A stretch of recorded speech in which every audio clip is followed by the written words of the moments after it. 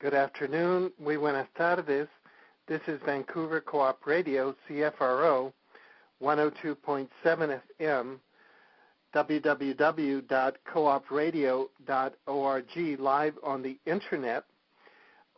This is the Monday Brown Bagger. I'm Alfred Weber, and today we have indeed a very special guest, Mr.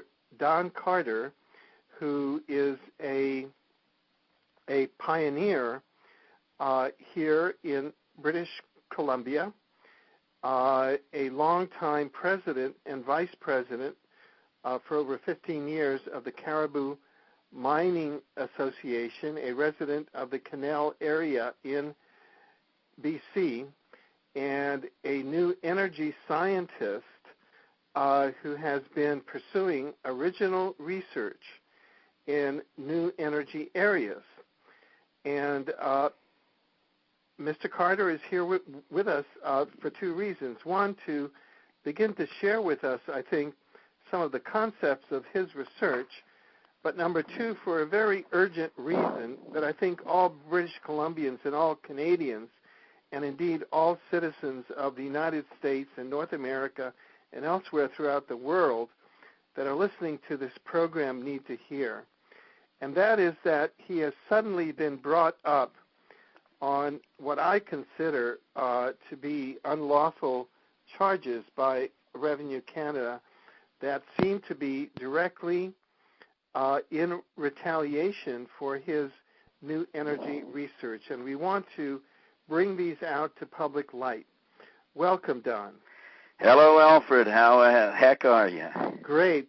It's really a pleasure to be with you. And I must share with the listeners that I have visited Mr. Carter's research facilities in Canal, and they are very impressive. And could you just begin to unfold for our listening audience some of the areas of new energy that you've been working in? Right, I'd love to. My focus has been in terms of dissimilar metals, in terms of metalline species, in terms of metallic species, in terms of unraveling some of the mysteries associated to precious metals, their ability to catalyze reactions, the abilities to create phenomena in terms of energy, the ability of various metalloids to create new species, and one of the things that I love doing is casting various metals and in various alloy forms, and then introducing them to various methods of electroplating and dissimilar plating, and watching phenomena such as dendritic trees, complete with roots, trunks, branches, boughs, leaves, and they, to me, are one of the most fascinating phenomena that I see. And it's it gives me such a belief in the future, in that we're in such a complex and wonderful time to be alive. So what you're saying is that in your research with metals and metallurgy, you've begun to discover what appears to be that metals actually are living substances. We've thought of the animal kingdom and the vegetable kingdom as living kingdoms, but now the mineral kingdom seems to be a living kingdom also. Is that what you're saying? That is correct. It is my belief that the metallic kingdom is very much as alive as the plant kingdom or the animal kingdom. And although it's different, it is still very much alive. And even though we see inanimate objects, they are very much alive and can be, in my opinion, cultivated for that purpose.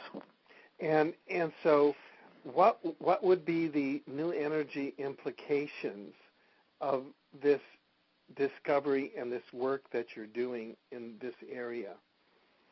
I think the that's a very complex question, but the implications are that we could be moving away from fossil fuels to another form of fuel. We could be running it over catalytic grids. We could be running it into turbines, which are the byproduct being water.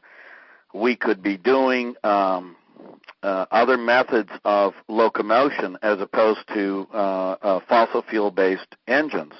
And I know that's an unwelcome sight to a lot of people that derive their living from that. But, you know, there is only so much that we can toxify the planet, and perhaps doing a different hybrid in terms of a fuel source and a safe. We're talking safe fuel sources. And yes, it's only research at this time, but you know, theoretically, it will be the direction that we will go in the future. And all you have to do is look at a source of water as a fuel supply, and the electrodes going into water, creating hydrogen and oxygen, and powering the automotive direction with hydrogen. And, you know, it's been around for a long time, but it's not made it onto the production stage. You know, there's hybrid models out there, but, you know, I believe that is a fuel of the future, and I believe that the metals will play a great role in that. Right, right. Now, one of the disturbing things is that you related to me that recently you had an RCMP officer illegally come upon your land and your research facilities to serve you a summons in such a way, with his hand on his gun, that any reasonable person would have concluded that if your partner had not been there and come out with her baby at that moment, you felt that you were in danger of your life. How is it that that set of events transpired? I have been in a long-running battle with Revenue Canada, and this has gone back as long as 1973, but more recently, since the late 80s and early 90s, and then instigated back in the mid-90s to the late 90s, and then subsequently erupted again, late 90s to the early 2000s, and what he broke into our property, crawled over the gate, a big gated community, and walked down our long bushy driveway, which is you know, several hundred meters, to the house, and banged on the house like there was no tomorrow, and he had his jacket sideways and whatnot in a very, very aggressive stance. And I subsequently, I did not have the faculties at the time, but subsequently called him to ask if he could read the signs, and he said yes, and his name was Constable Harvey. And he didn't enunciate it properly, and he said Harvey, and he would not enunciate correctly, but I called him on a cell phone, which the detachment in Quesnel was not eager to give me, and alluded to the fact that they didn't know who it was out here attending to me. But he broke into a property that is posted on the gate that anyone crossing the gate would pay $1 million in gold fine, and I asked him, I said, can you read the signs? Can you read? He said, yes. I said, did you read the signs? He said, yes, I did. And I said, and you still chose to crawl over the gate and enter the property? And he said, we are the RCMP. We have jurisdiction over everything here. And something to that effect, and I may paraphrase it, maybe we have jurisdiction over all of the land here. Except this is pre-Confederation land, and it is not jurisdiction, it is lexisdiction. And we have absolute authority over this land, and it was exempt from the Confederation. So here I am being threatened on my own property to be delivered a hand summons, which for failing to file. So they filed 6 charges against me, 6 counts of failing to file income tax, which carries a $1,000 to $25,000 penalty per count and up to 2 years in prison for each count. Now, what does a metals researcher, a man with a background in agriculture, have to do with the police and Revenue Canada? And I prefer to call them RevScam, and or the Criminal Raping Agency, as their acronym is CRA, and changed from CCRA, Coalition of Criminal Raping Agents, and it's my opinion that they are. And this man entered our property, and in a very threatening manner, and he portrayed that he was reluctant to be illegally entering our property, and so he effected an illegal service and broke into our property to effect a service of fraud upon myself, because perhaps I'm concerning people in our research in the potential new energy direction, and so the way they muzzle the scientists or people in the scientific community is they throw Revenue Canada on them like lions devouring a mouse, and they just try to tear them up. Now, as I understand it, you have now been asked to go on an emergency basis to a hearing where on December 16, 2008, on allegedly for not having filed taxes, whereas in fact your accountant has filed these taxes, and they were lost 3 times by Revenue Canada. Is that not correct? That is absolutely correct. Your recollection of the facts are 100%. My accountant, a wonderful woman from Johnston Semister Accounting Services, Sue Knutson, wonderful lady, stand-up accountant, would not do anything wrong to anybody, has been in constant contact with them, and she has been in contact with a woman, and I would prefer to use the names terrorists as opposed to women or men from Revenue Canada or RevScam. The women have alleged or stated that they never got the filings, except they were delivered by courier and lost. But the receipt is that they were delivered to Revenue Canada. So once it gets into the black hole of this illegitimate corporation called RevCan, it gets lost in this vacuum, and then they just hustle the paper around, and then they put it in a storage thing so that, in my opinion, so they can say that you failed to file. And it gets even more perverse because the accounting firm has traditionally, with the consent letter, and supplied the consent letter to RevScam, signs on behalf of the client, just sends it in, and because they've done this many times, and this is standard. And they said, well, that's not satisfactory. We have received it, but we're not accepting it because he hasn't signed. My accountant called and said, are there any outstanding slips? They indicated there were no outstanding slips. And so my accountant files. Then subsequently is told later, well, this isn't going to work. We're not tolerating this. And one of the people, Joanne Burkoven, and her boss or equal in the terrorist division of Revenue Canada up in Prince George, and this is a very epidemic situation that our MLAs, Shirley Bond, Pat Bell, have not dealt with in Prince George. They have swept it under the carpet. It is our members of Parliament is up there, and Dick Harris, has not dealt with it. He just says, well, they're out of control, and we can't really do anything as members of Parliament. So the best you can do is go and hire yourself a lawyer and pay him $80,000 and spend 7 years fighting it. Well, that's not satisfactory. I have paid the same bill, and I believe it now is equated to about 80 times over. Now, if somebody had to pay their phone bill once and they paid that, and then it came back and they had to pay the phone bill again, they'd be screaming. Can you imagine paying the same phone bill, your same property taxes 80 times over? This is not a joke.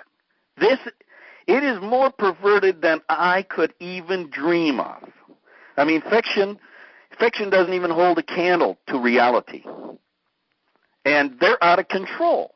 And Prince George, as I understand from various sources, they have about up to 220 people, and I know on my file we have been inundated with 62, as my memory serves me, collectors that have been on my file or assigned to my file. 62, I believe at my last count, to get $38,000 from me on an $860 bill that I have the notice right in front of me, and I could produce it, and based on a $300 bill that I paid, I believe, some 43 times. Now, what accounts for this extraordinary degree of lawlessness, do you think? I think that the science that I'm working on, it has very interesting connotations because it can save people a great deal of money. It can be utilized in the medicine and medical industry. It could create, and I think that the new age, just to back up a little bit, I think the new medicines will reflect in the future, and I'm speaking theoretically and I'm speaking based on what I have seen. And a lot of what I've seen I can't necessarily go into, and I would love to. But there are forces out there that are not as benevolent as we would like to believe. And, as a matter of fact, they're malevolent. Exactly the contrary. And I believe that a lot of the research that we have been doing, and it is research, it's largely research-based, has absolute fabulous potential for human beings, mankind, and not necessarily man-evil. And I think that is largely where the persecution comes from. Now, from your long experience here in Canada, what do you think, just connecting the dots for people so that people really get an education, what would be the dots connected there whereby they would find out about your research, know where it would lead, know what interests are threatened, they would then put into motion an unlawful prosecution by Revenue Canada, have this case brought forward to an emergency hearing, which is, I mean, it's unheard of. This is taking an administrative matter, which has to do with the filing of tax returns by your accountant, and trying to put criminal charges to put you in jail for 2 years on each of 6 counts for not filing. I mean, that's absolutely fraud. That's to put you in prison on a fraud. That is correct. Yeah. Now, could you speculate on who's pulling these strings? I mean, not, if we can't name names, at least what kind of people are connecting these dots behind the scenes that they can move Revenue Canada, that they control the RCMP, that they monitor your research and think far ahead enough and see that it's going to take petroleum industries and really move them into a different corner of the market? I would have to say that some aspect of big business is there, but the enforcement arm being the interlocking equities of Revenue Canada and the RCMP. I know there are a lot of good people in the RCMP, and you know, my hat's off to a lot of those good people.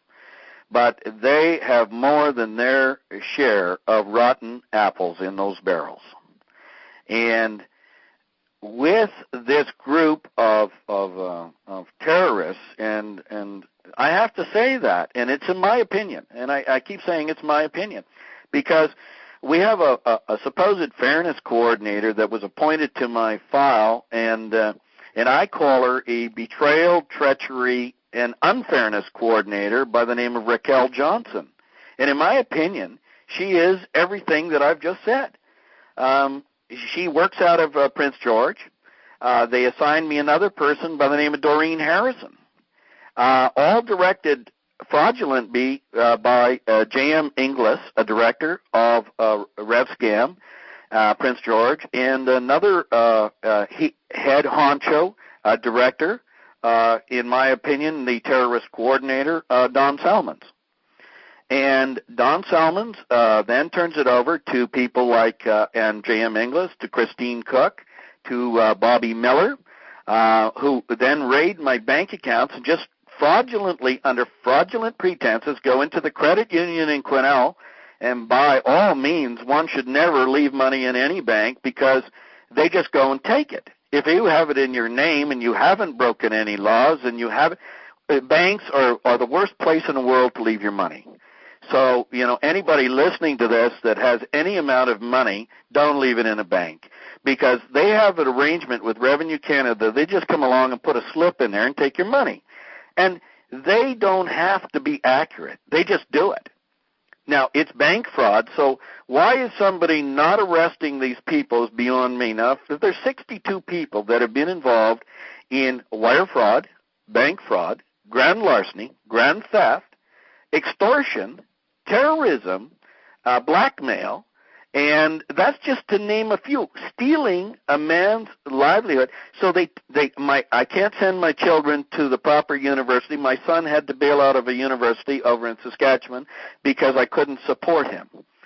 I couldn't support my children in school because every time I have money in the account, my son was going to become a very qualified chemical engineer. You want to see how it breaks a man's heart, it breaks a father's heart, when the money you set aside or you attempt to set aside, they just take? You can't have a bank account because they just take it? And this, again, is on the basis of a fraudulent statement by Revenue Canada. What they do is they have a whole division of terrorists, and the division of terrorists create what is called artificial assessments amongst their own community. They call them AIs, and that's an acronym for artificial intelligence, but in this case, it's artificial invasion. And what they do is they create these fraudulent assessments, and then they give you a time to argue them, but they go ahead and they do it whether you like it or not. Then they can steal your homes. Nobody's home is safe. Nobody's ranch is safe. They can create an artificial assessment. They just go back and they create an artificial assessment, an AA, an AI. It doesn't matter what you call it. They call it an artificial assessment, and they create it out of thin air. That's how they start the machine moving against you. They allege that you owe them something for past taxes. And then they go to your bank, and your bank is so happy and gleeful to give them all of your bank accounts and checks and everything. And they look at your balance, and they go in, and then they target your account to the best of their ability to figure out when it is optimum to steal and empty your bank accounts. And under the direction of the terrorists in Prince George, and it sounds like a strong word, but in my opinion, they are. Because if you look at the dictionary, and I have a dictionary in front of me, and to just bring it, and I've sent this to them, Reader's Digest, great encyclopedic dictionary. And I just want to, if I'm not digressing, terror, a person or thing that causes extreme fear. Terrorism, the act of terrorizing or the state of being terrorized, and a system of government that rules by intimidation. Terrorist, one who adopts or supports a policy of terrorism. Terrorize, to reduce to a state of terror, to coerce through intimidation. Now, if I do not owe any money, and if they created an artificial corporation around my name, and I call it the slavery identification number. So they effectively create a corporation, and they make me the trustee of that corporation to steal my name. And the listeners should be aware that this is not a fiction. Truth is stranger than fiction. And in science, what I love about science is when you get a result, you go back and one experiment leads to 1,000, but at the end of the day, the results are empirical. It doesn't lie to you. The experiments don't lie to you. You just have to have the knowledge to interpret them. Well, where we're dealing with Revenue Canada, we're dealing with pathological liars. Now, that's not saying all of them are bad, but it seems like that kind of evil cream rises to the top. It seems like those evil people get to run amok in that. And it seems like Dick Harris, the Member of Parliament, loves it. It seems like Pat Bell and Shirley Bond have no problem. The mayor of Prince George must love to have a terrorist organization operating right in. And I wrote them letters stating that I would go to the media in 2003. And most people say, well, what difference does this matter? Well, it means that nothing is safe. It doesn't mean we're not bad people here. We even set up a church to outline our faith and beliefs. And we're not antagonists. We're trying to bring awareness to this enormous injustice and grievous injustice. And I'm hoping that your radio station will have impact for people that are resonant to this kind of debauchery. Right. Now, in terms of this,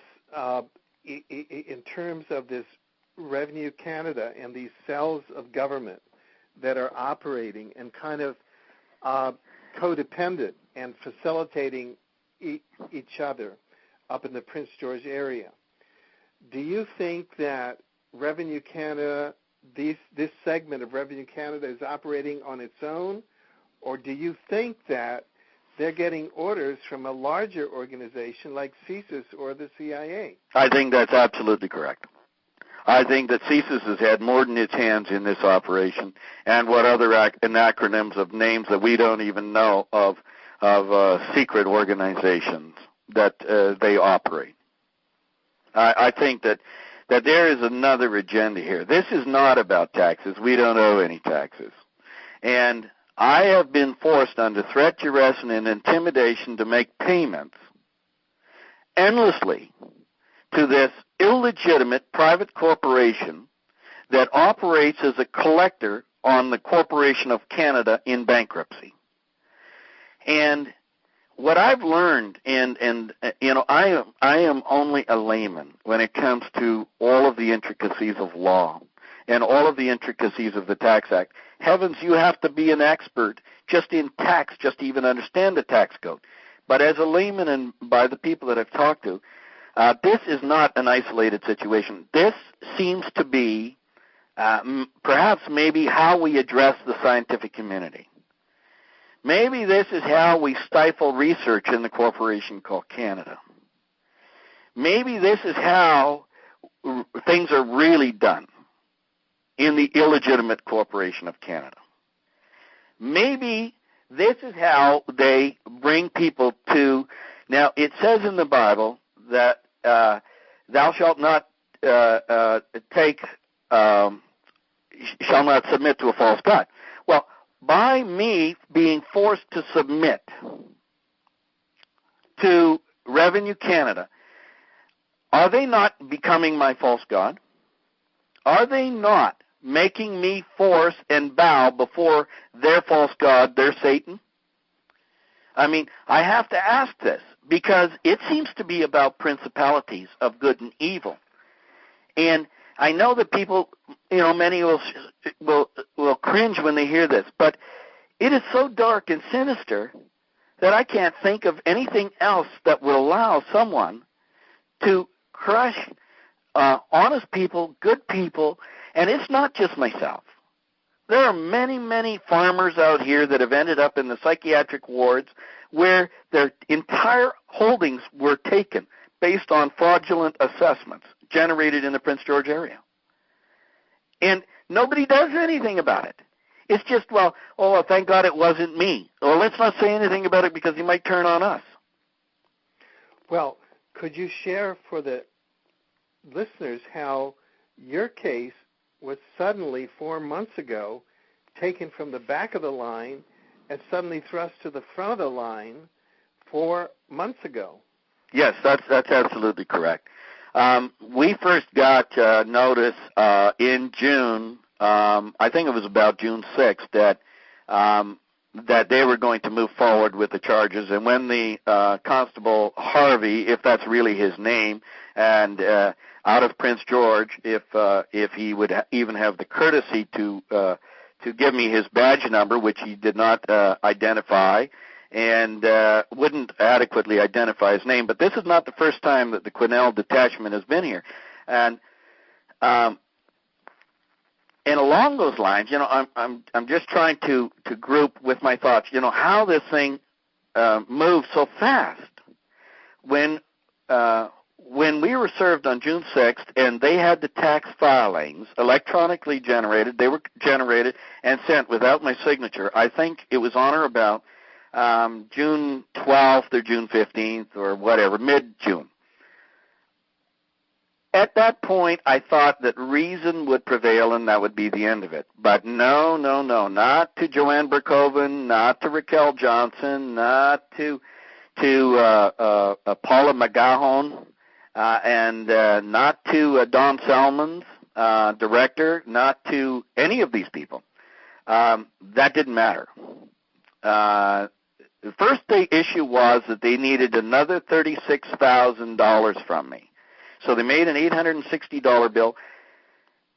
We paid that, finally satisfied that to $39,000 for $860, of which we already paid, I believe, $43,000.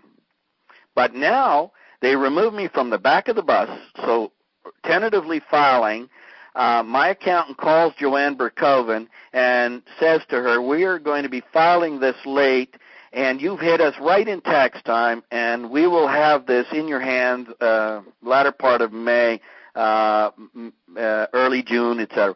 Well, you do whatever you have to do, and we're going to do whatever we have to do.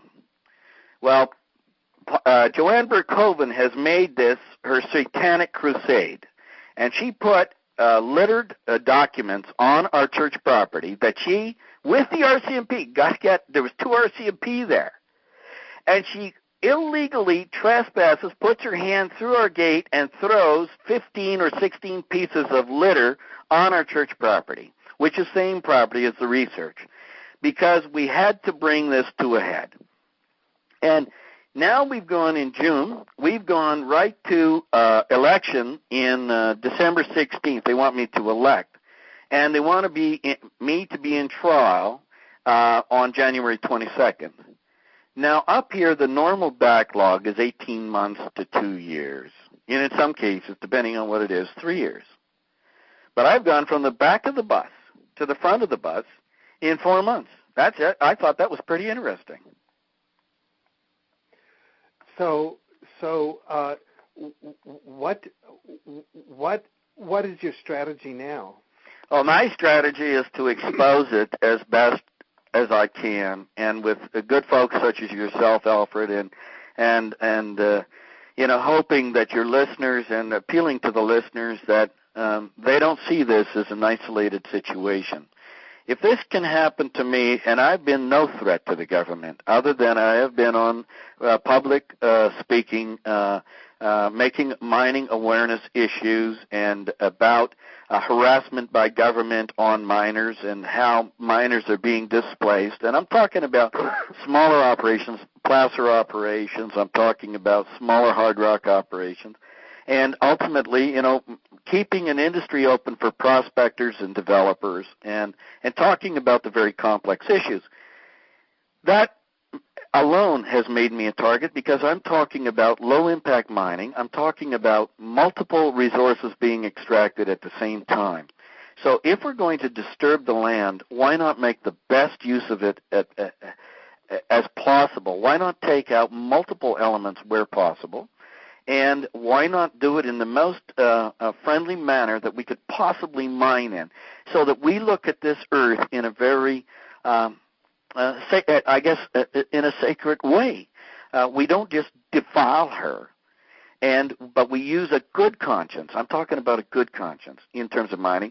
And having spoken at many, many public forums and many mining shows and whatnot, I have got their attention. But also talking about the future of metals and where I believe the metalloids and the metal industry could lead to medicines and great discoveries in rejuvenating and restorative medicines for the body, and not just pharmaceuticals, but I'm talking about healing and rejuvenating and altering things like Alzheimer's, or altering things, and it is possible, in my opinion. And not only, so here I am, a man who just wants to be left alone. I've paid more than my share of taxes. And this is now the fourth time that Revenue Canada has come into my life since 1973. And 3 times they basically impoverished me. But they're not happy with that. Now they're coming for a 4th time. And now they want to throw me in jail for filing. Get this, for filing. It's not that I didn't file. I filed 3 times, and now I'm about to file a 4th time under threat, duress, and intimidation. Under extortion, all rights reserved in God's law. And I am sick and tired of trying to rationalize with people that are basically operating in an insane manner. So how can those of us in our listening audience really help your research and help your cause, help your plight here with Revenue Canada? Are there places that people can write? Are there places that people can contact? I think that it should go via registered mail where possible, or via emails, or via any mechanism, or even media interviews. And show their outrage and their disgust that this is an intolerable behavior. They have brought an unfettered, without discretion, without common sense, attack on myself and on my family. They have ruined my home. My wife finally left. She could not take it anymore. And so they destroyed my marriage. They're not happy. They destroyed my credibility at the banks. They're not happy. They want to keep sucking and keep sucking and keep sucking till there's nothing left. Well, and Don, what we had heard was that now there are large mineral interests that are allied with what we could call the New World Order. In other words, the Rockefeller, Rothschild interests that are looking at British Columbia and, in essence, ready to buy up British Columbia for its gold, for its uranium, and for other mineral interests. And do you feel that that's part of the pressure that you're also feeling now? I think that is very probable, because we have holdings up in this area, and God knows we're paying more than our fair share of taxes to this ever-changing mineral titles online, which in my opinion is a travesty in British Columbia. And I've spoken out against that. And because I've spoken out against having to submit to this false god direction, it suggests to me that there are interlocking equities that are at play here. It suggests to me that this is a far bigger phenomena, and that these multinational corporations that you've outlined are really directing the campaign. They're really directing the campaign of terror, and that that Revenue Canada is just one of those agencies that is conducting the terror. Right. So that now yourself and British Columbia are really targets now of the New World Order. I believe that is more than plausible.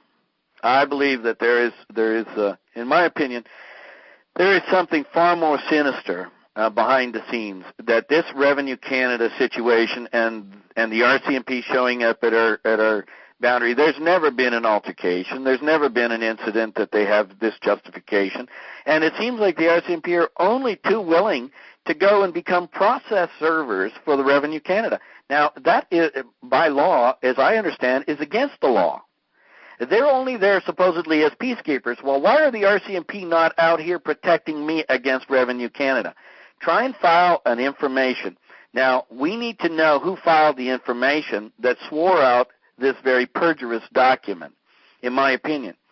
And how they were able to swear out an information.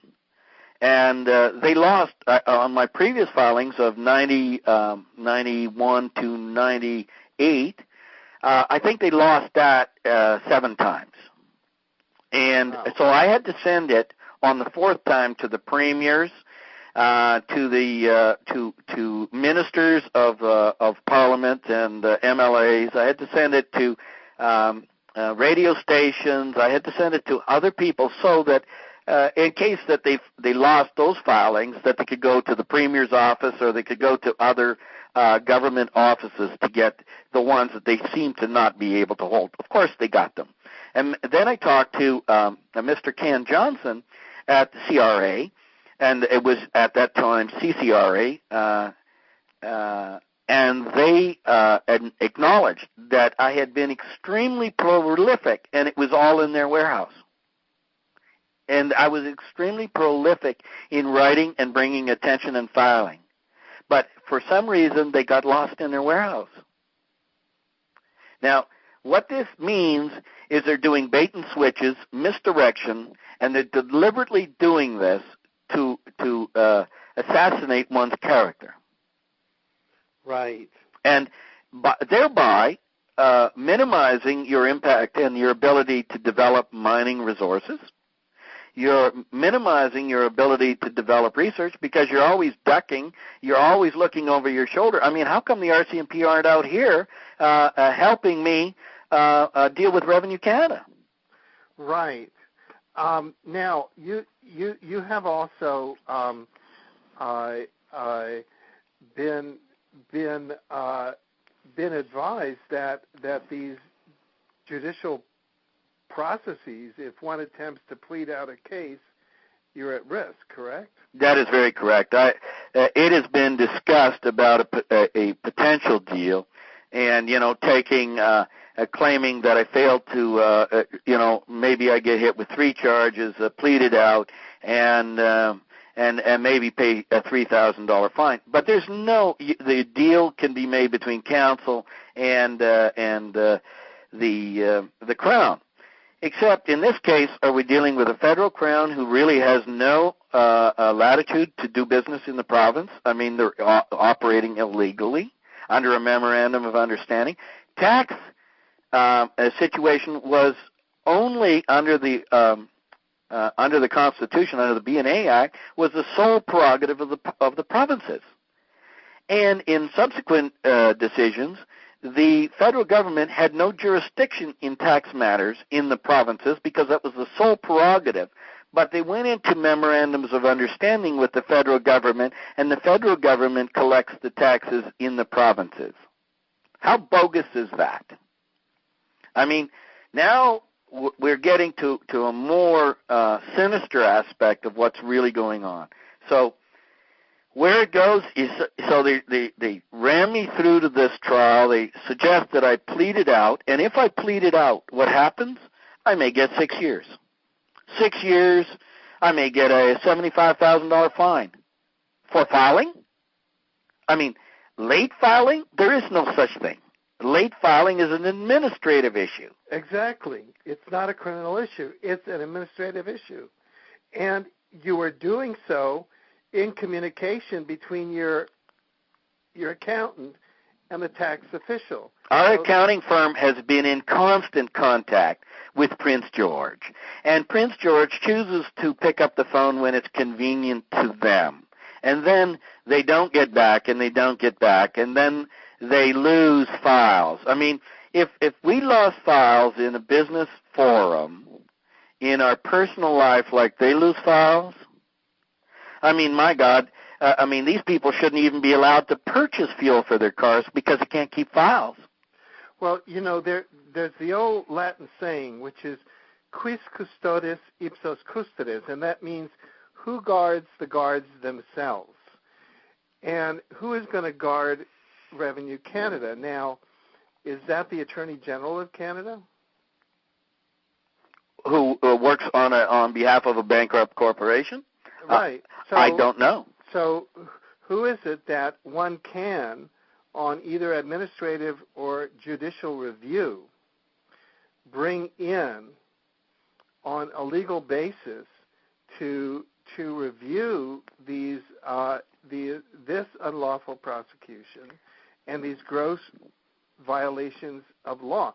I mean, it seems to me that you have an open and shut case in federal court and or in provincial court. Well, I would like to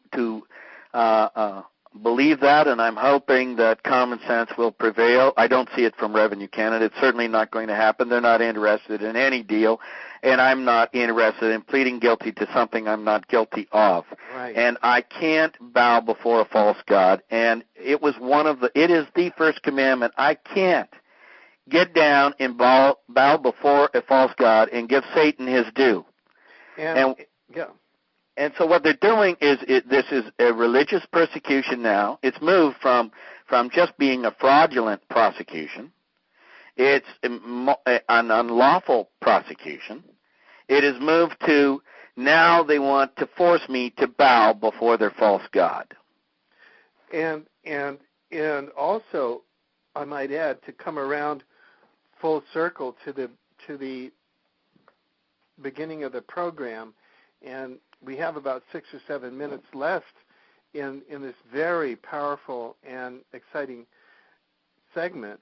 But what this has done and what this is doing is that it's deflecting all of your energy and attention from your pursuit of these very powerful and very promising directions of new energy research.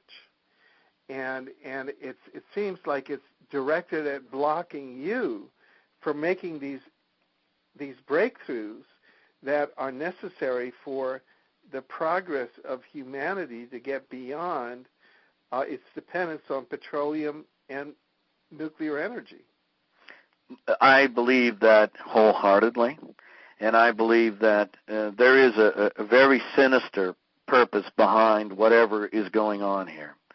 And I would think that the politicians, you said, well, what would you do? What do you do about, do you go to the Solicitor General or the Attorney General and complain? To what end?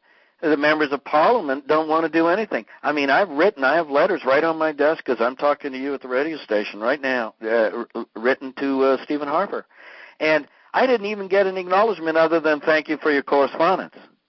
But he didn't address, their office didn't address the fraud, didn't address the theft, didn't address the bank fraud, didn't address the endless illegitimacy of what is happening.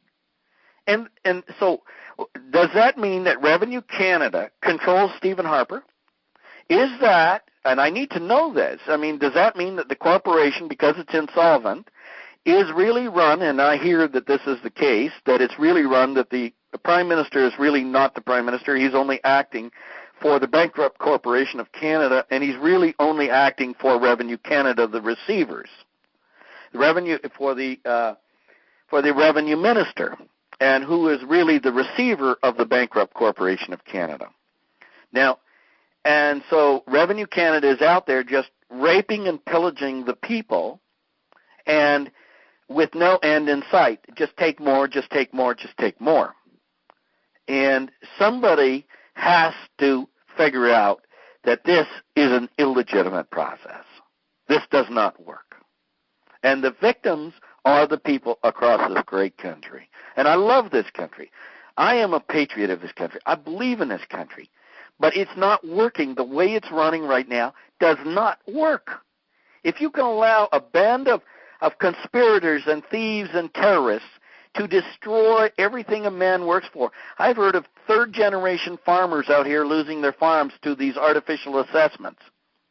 And the psychiatric wards having the farmers who have lost everything are totally decimated. How do you pick up your life when it's a third-generation farm and it's just been stolen through fraud? And you know, I'm just a victim here, and a persecuted victim, I might add, by Revenue Canada and RevScam. And I'm hoping that your radio show is going to have an impact to bring awareness to people. If nothing else, you know, I am an optimist. And I love what I do. I love my passion in metals. I love doing research, pure research, and I love to be left alone to do it. And you're right, it has taken so much energy from our household and so much money. And ultimately, I don't know. It may be the demise of our science and technology. Well, if people want to get hold of you to support you or to find out more, how? I would ask them to direct it to your radio show. Okay. And I'm trying to field so many calls as it is right now with legal people and trying to build a defense to expose the chicanery and the buffoonery and the cover-up. Because what we're talking about is a cover-up by Revenue Canada and its agents, and the driving forces behind that. Right, exactly. Well, we have just a couple of minutes left.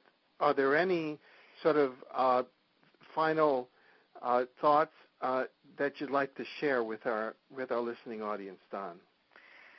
Well, my belief is that we're on a wonderful epoch that where technology that has been suppressed and suppressed and suppressed is about to break through. And it's going to find its way through many cracks and fissures, and I'm only one of many. I'm just a simple man who has some interesting gifts in the metallurgical field, but I thank your listeners for any support. I thank your listeners for being open-minded. I thank them for understanding that there are many sides to this cube and its dimensions, and my hope is that this new medicine, new technology, the nanotechnologies, the metallic technologies that come out will make this a much better place to live in terms of allowing us not to be predators on each other, but to live in a greater harmony. That's my hope. That's my hope. Thank you very much. We've been with Don Carter, who is who has been a longtime president and vice president of the Caribou Mining Association for over 15 years in British Columbia. He is a new energy scientist and inventor.